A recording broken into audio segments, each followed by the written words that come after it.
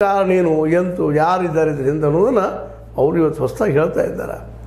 ಅನೇಕ ಹೆಣ್ಣುಮಕ್ಕಳ ಮೇಲೆ ಆಗಿದ್ದ ದಾಳಿ ನಾನು ನೋಡಿದ್ದೀನಿ, ಹುಗಿದನ್ನು ನೋಡಿದ್ದೀನಿ ಅಂತ ಅವ್ರು ಹೇಳ್ತಾ ಇದ್ದಾರೆ.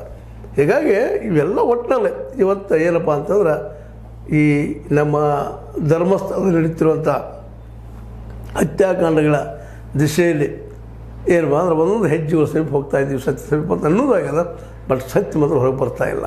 ಅದಕ್ಕೆ ಕಾರಣತೆ ಈಗ ನಿಮಗೂ ನಮಗೆ ಗೊತ್ತದ, ಅಲ್ಲಿದ್ದಂಥ ಪ್ರಭಾವಿ ವ್ಯಕ್ತಿಗಳು ಅಥವಾ ದೊಡ್ಡವರನ್ನವರು ಇದನ್ನು ಮಾಡಿಸಿಕೊಡ್ತಾ ಇಲ್ಲ ಅನ್ನೋದು ಮೇಲ್ನೋಟಕ್ಕೆ ಅನ್ನಿಸ್ತಾ ಇದೆ. ಆದರೆ ಇದು ನಿರಂತರವಾಗಿ ಅವರಿಗೆ ತೊಂದರೆಯನ್ನು ಸಹಿತ ಕೊಡ್ತಾ ಇದೆ ಅನ್ನೋ ಸಹಿತ ಅಷ್ಟೇ ಸತ್ಯದ. ಅದು ತೊಂದರೆ ಕೊಡೋದು ಮುಖ್ಯ ಇಲ್ಲ.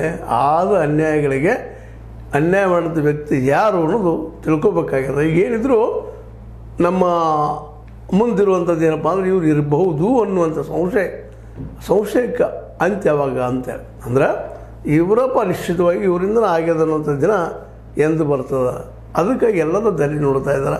ಮಾತ್ರ ಮೂಮೆಂಟ್ ಮಾತ್ರ ದಿನದ ದಿನಕ್ಕೆ ಹೆಚ್ಚು ಆಗ್ತಾಯಿದೆ ವಿನಃ ಕಡಿಮೆ ಆಗ್ತಾ ಇಲ್ಲ ಅನ್ನೋದು ಅಷ್ಟೇ ಸತ್ಯದ.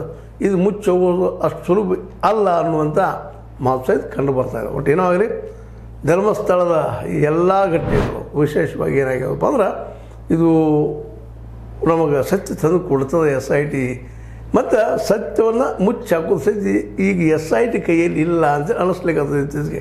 ಯಾಕಂದ್ರೆ ಆ ಪ್ರಮಾಣದಲ್ಲಿ ದಾಖಲೆಗಳು ಬರ್ತಾಯಿದ್ದಾವೆ, ಸಾಕ್ಷಿದಾರರು ಬರ್ತಾ ಇದ್ದಾರೆ, ದೂರುದಾರರು ಬರ್ತಾ ಇದ್ದಾರೆ, 1, 2 ಇವೆಲ್ಲವೂ ಮುಂದಿನ ದಿನದಲ್ಲಿ ಈ ಹಿಂದಿನಿಂದ ಆರೋಪಿಗಳ ಅಥವಾ ಅಪರಾಧಿಗಳ ಮೇಲೆ ದೊಡ್ಡದಾಗಿ ಒಂದು ಏನಪ್ಪ ಅಂದ್ರೆ ಹೊಡೆದು ಬಿಡೋದ್ರಲ್ಲಿ ಎರಡು ಮಾತಿಲ್ಲ ಅನ್ನೋದು ಬಹಳಷ್ಟು ಕಾನೂನು ತಜ್ಞರ ಅದೇ ಕಾಲಕ್ಕೆ ಸಾಮಾಜಿಕ ವ್ಯವಸ್ಥೆಯನ್ನು ಬಲ್ಲವರ ಅಭಿಪ್ರಾಯ ಆಗ್ಯದ. ಇನ್ನು ನಾವು ನೋಡಿ ಏನಾಗ್ತದೆ, ಅದು ಸತ್ಯ ಹೊರಗೆ ಬರಲಿ, ಸತ್ಯ ಜಯ ಸಿಗಲಿ, ಅನ್ಯಾಯಕೋರರಿಗೆ ಶಿಕ್ಷೆ ಆಗಲಿ ಅನ್ನೋದಷ್ಟೇ ನಿರಂತರವಾಗಿ ಸುದ್ದಿ ಚರ್ಚೆ ಮಾಡೋದು ಕಾರಣ ಅಂತ ಹೇಳ್ತಾ ಇದು ನಿಮಗೆ ಲೈಕ್ ಆಗಿರ್ಬೋದು. ಲೈಕ್ ಮಾಡಿ, ಶೇರ್ ಮಾಡಿ, ಕಾಮೆಂಟ್ ಮಾಡಿ, ಜೊತೆ ಸಬ್ಸ್ಕ್ರೈಬ್ ತಿಳಿಸ್ಬೇಡ್ರಿ.